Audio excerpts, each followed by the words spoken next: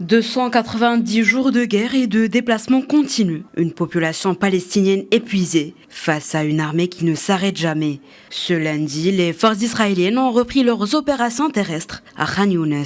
Quelques heures plus tôt, l'armée annonçait que rester dans cette zone allait devenir dangereux. Comme pour leurs précédents avertissements, les militaires ont appelé les civils à évacuer Khan Younes sous le prétexte des tirs de roquettes provenant de cette zone, en précisant qu'il n'est pas nécessaire d'évacuer les hôpitaux de la région.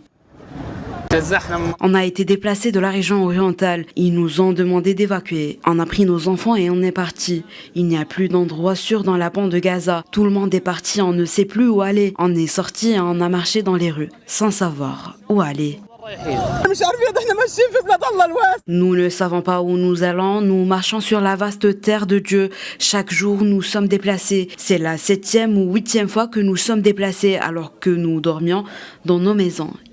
Ils ont commencé à nous tirer dessus. Les bombardements venaient de partout. Il y avait des morts partout. Ils nous ont encerclés. Un avion a commencé à tirer. Où est la communauté internationale? Que font les dirigeants des autres pays? Venez voir ce que nous subissons et ce qui arrive à nos enfants.